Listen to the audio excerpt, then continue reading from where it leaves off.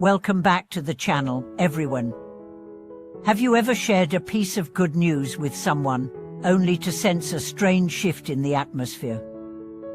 Have you ever celebrated a personal success and noticed that not everyone clapped as loudly as you expected, or worse, they smiled, but their eyes didn't match their words? Today, we are digging into a topic that affects more people than we realize, yet is rarely talked about in depth. Why does your success sometimes bring out the worst in others? And why do the deepest traps in life often come not from your enemies, but from those who appear to be your supporters? This video will help you navigate this subtle but dangerous terrain. We'll explore the roots of hidden jealousy, how to recognize the smiles that mask resentment, and more importantly, how to protect your energy while continuing to grow and thrive. We'll look at why this form of resentment exists, how it manifests in different environments, and what we can do to respond with both intelligence and grace. So get ready, because this is going to be a raw, honest, and enlightening journey through the unseen emotional traps that often accompany success. Let's begin with a story.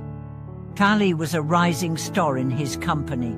At just 28 years old, he had already become the go-to person for big clients. He had charisma, confidence, and competence.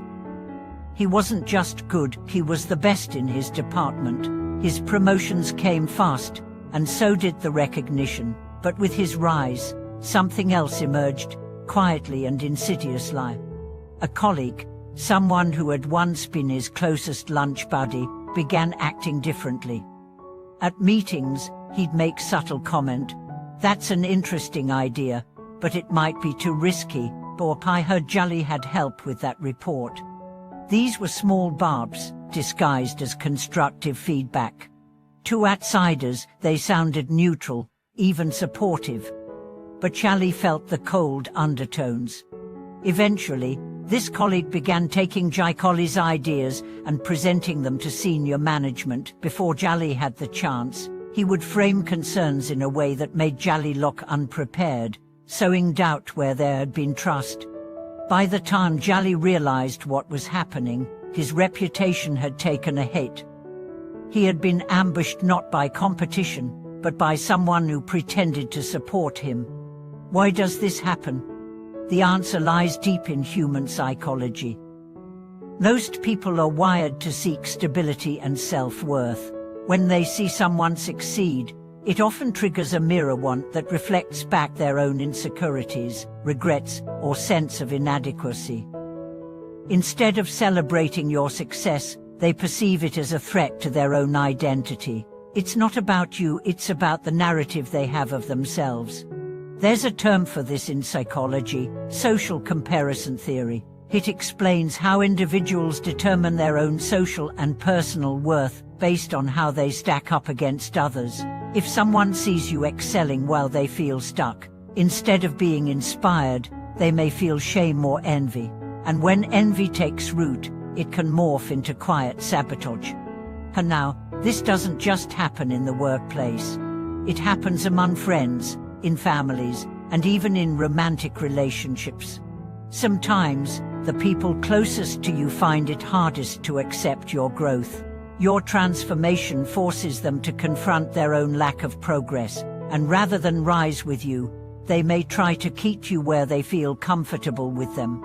Consider this example: a woman named Wen started a small business selling handcrafted candles. Her best friend from college was supportive at first, helping her brainstorm and even promoting her products on social media. But as the business grew and Wen began receiving media attention, that support faded.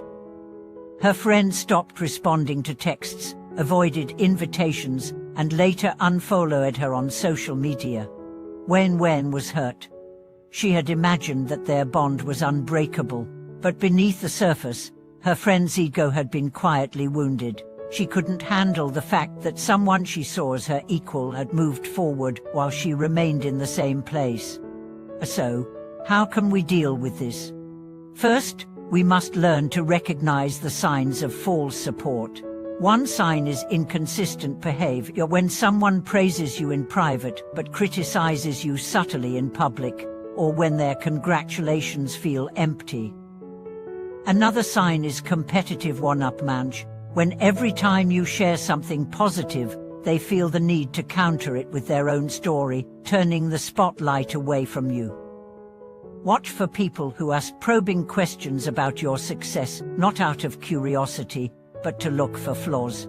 Second, understand that not every relationship can survive your growth. Some people are meant to walk with you for a season, not for the full journey.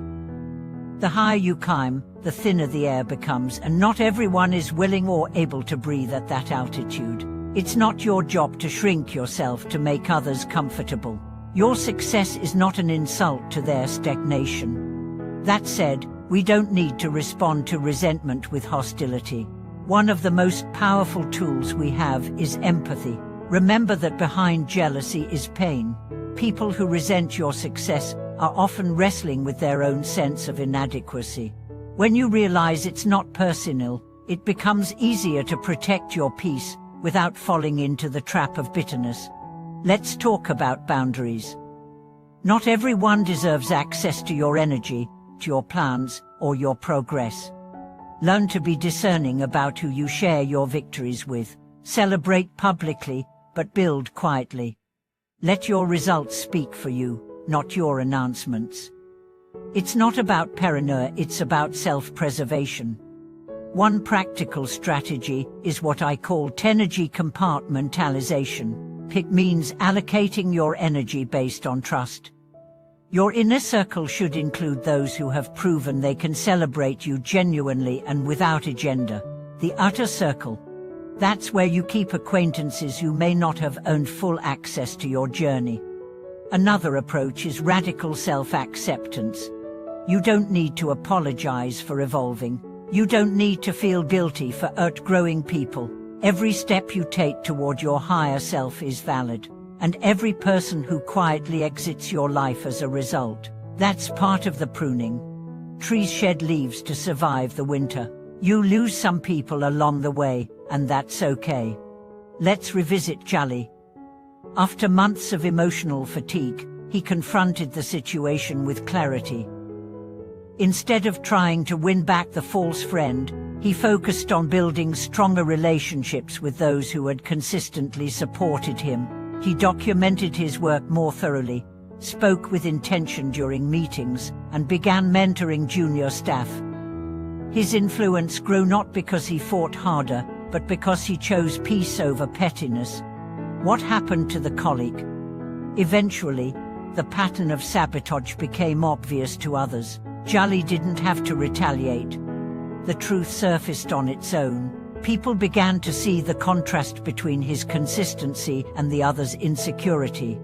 And when she learned to mourn the friendship but not to let it taint her success, she built a new circle of fellow entrepreneurs who understood the journey. With them, she found the support she had been missing. Today, her business thrives, and she carries no bitterness, only clarity.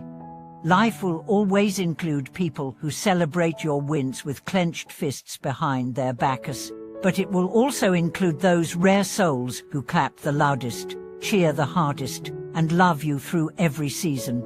Focus on those people, nourish those relationships, and keep growing. Thank you for watching this video. If you've ever experienced the sting of silent resentment or the trap of fake kindness, know that you are not alone, and you are not wrong for rising. Keep your heart open, but your eyes clear.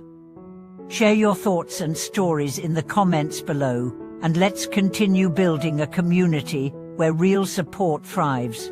Don't forget to like, subscribe, and click the bell for more empowering conversations. I'll see you in the next video.